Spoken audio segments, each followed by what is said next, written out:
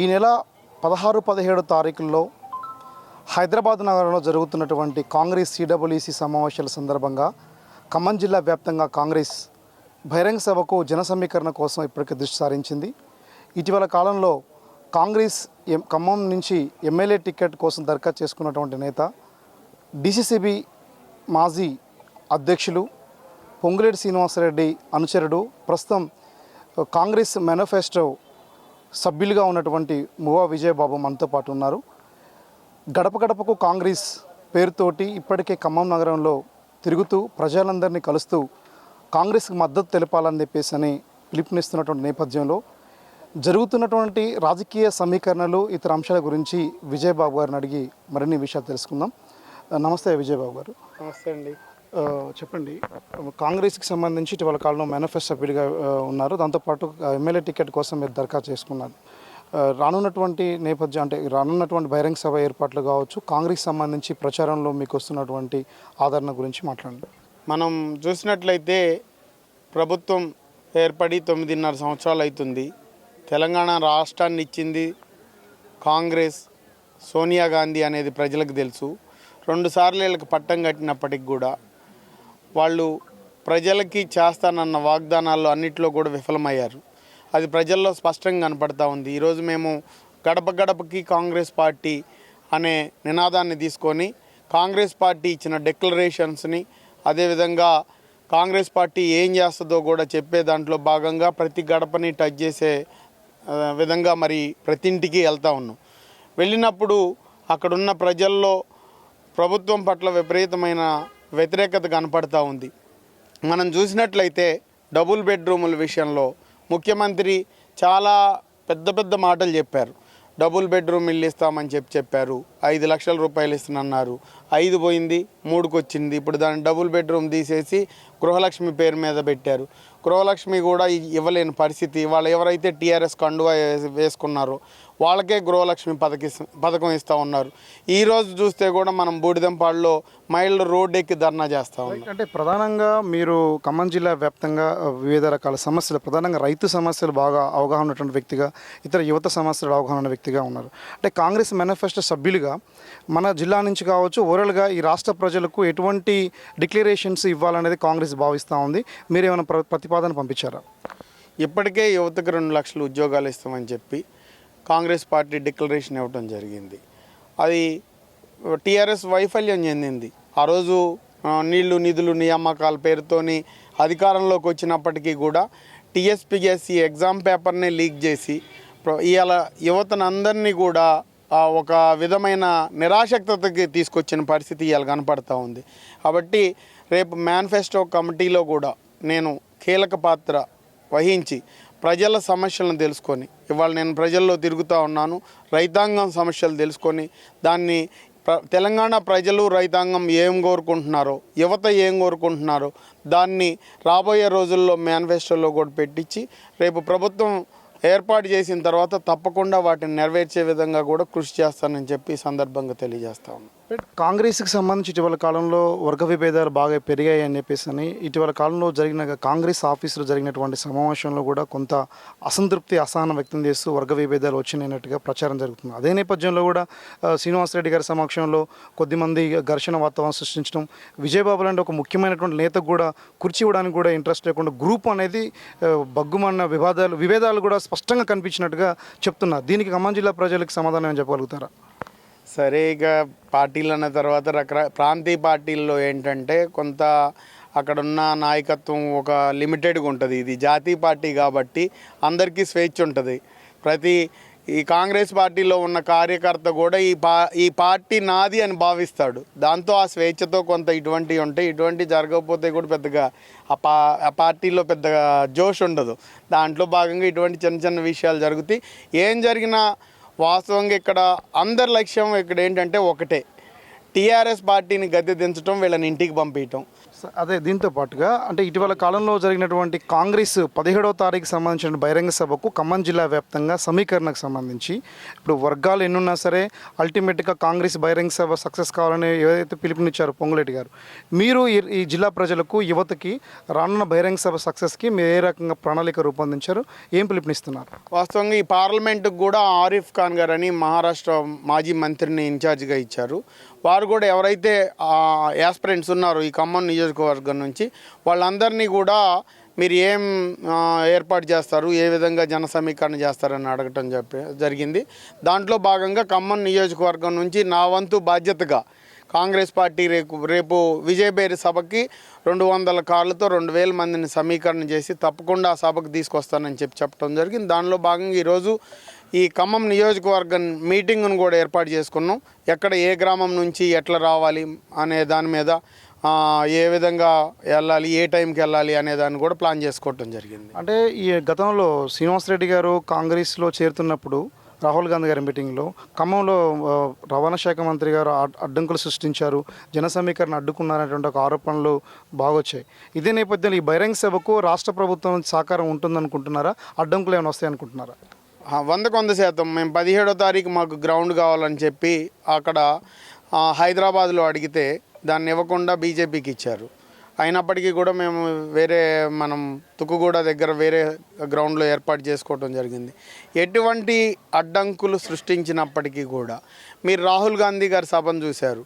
వాళ్ళు రకరకాలుగా మమ్మల్ని భయభ్రాంతులకు గురి చేసే పరిస్థితి చేశారు. అయినప్పటికీ కూడా ప్రజలు స్వచ్ఛందంగా తరలిచ్చారు.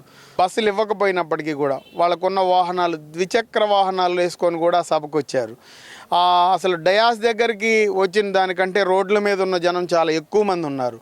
అటువంటి స్పందన ప్రజల్లో ఉంది కాబట్టి వీళ్ళు ఎన్ని అడ్డుకున్న ఆగరు.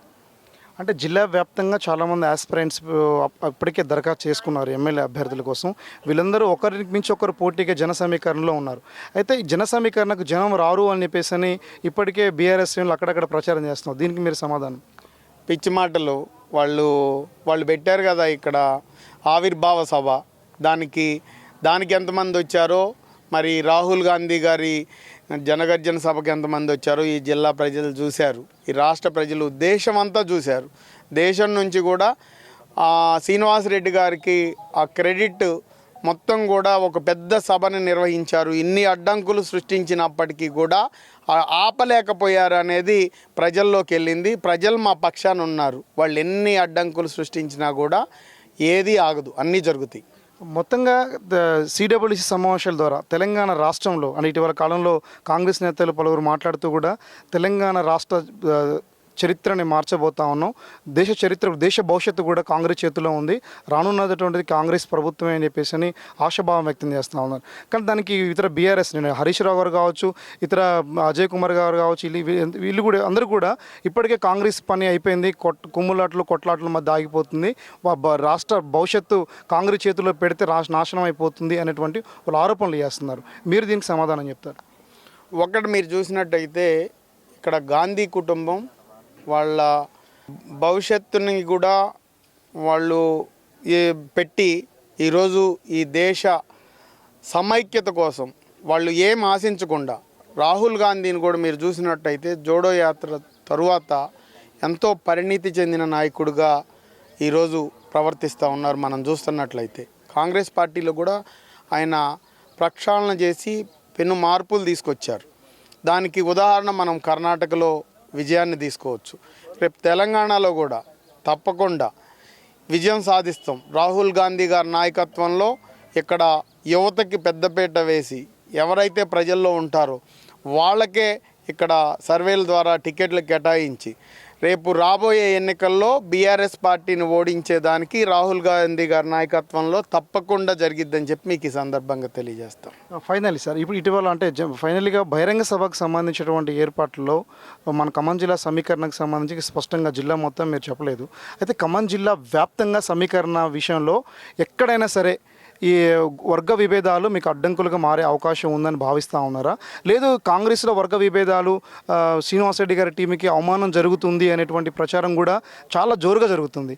ఈ నేపథ్యంలో రాష్ట్ర ప్రజలకు కావచ్చు రానున్నటువంటి రోజుల్లో ఖమ్మం జిల్లా నుంచి ఎంతమంది ఎమ్మెల్యే గెలిపించుకోవడం కోసం ఏ రకమైన ప్లాన్ చేస్తూ ఉన్నారు? ఫైనల్ ఏంటంటే ఎటువంటి నిర్ణయాత్మకమైనటువంటి నిర్ణయాలతోటి మీరు కాంగ్రెస్ని బలోపేతం చేయడం కోసం కృషి చేస్తున్నారు? ఇప్పుడు ఎన్ని వర్గాలు ఉన్నప్పటికీ కూడా ఫైనల్గా ఏంటంటే విజయబేరి సభను సక్సెస్ చేయటం. ఎవరైతే యాస్పిరెంట్స్ ఉన్నారో వాళ్ళకి దగ్గ పరిధిలో వాళ్ళు జన సమీకరణ చేసుకొని ఆ జన సమీకరణ సభకు తీసుకుపోవటమే లక్ష్యం. దాంట్లో భాగంగా ఎవరు చేసినా కూడా కాంగ్రెస్ పార్టీ సభను విజయవంతం చేయటం, కాంగ్రెస్ పార్టీ గెలుపు కోసం పనిచేయటం తప్ప ఇక్కడ ఇంకొక లక్ష్యం లేదు. శ్రీనివాసరెడ్డి గారు చెప్పినట్టు ఈ జిల్లాలో 10కి 10 సీట్లు రేపు రాబోయే రోజుల్లో మేము గెలవబోతున్నాం. దాంట్లో నో డౌట్ ఎట్ ఆల్. ఇప్పుడు మనం చూసినట్లయితే శ్రీనివాసరెడ్డి గారి తర్వాత ఇంకా కొంతమంది నాయకులు కూడా, ఇవాళ తుమ్మల నాగేశ్వరరావు కూడా రేపు రాబోయే రోజుల్లో కాంగ్రెస్ పార్టీలో జాయిన్ అవుతూ ఉన్నారు. ఇంకా కొంతమంది నాయకులు కూడా ఈ పార్టీలోకి వచ్చే అవకాశం ఉంది. పార్టీ బలోపేతం అవుతుంది తప్ప ఈరోజు టీఆర్ఎస్ పార్టీలో జాయిన్ అయ్యే వాళ్ళు లేరు, బీజేపీ పార్టీలో జాయిన్ అయ్యే వాళ్ళు లేరు. అంటే ప్రజల మద్దతు ఏ పార్టీకి ఉందో ప్రజల మద్దతును బట్టి నాయకుడు గమనించి ఈరోజు కాంగ్రెస్ పార్టీలో జాయిన్ అవుతూ ఉన్నారు. సో తప్పకుండా 10కి 10 సీట్లు గెలుస్తాం. సిడబ్ల్యూసి సమావేశాలు రాష్ట్ర బహిరంగ సభ, కాంగ్రెస్ బహిరంగ సభ ఈ రాష్ట్రంలో రాజకీయాల్లో పెనుమార్పులు రాబోతూ ఉన్నాయి అనేటువంటిది వాదన ఇప్పటికే జోరుగా ప్రచారం జరుగుతుంది.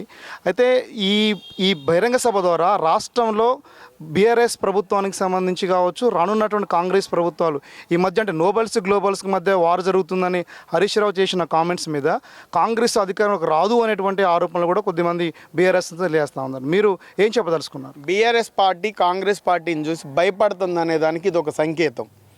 వీళ్ళు గతంలో మీరు చూసినట్లయితే జిహెచ్ఎంసీ ఎన్నికల్లో బీజేపీని టార్గెట్ చేసి మాట్లాడేవాళ్ళు, కేసీఆర్ కుటుంబం మొత్తం కూడా.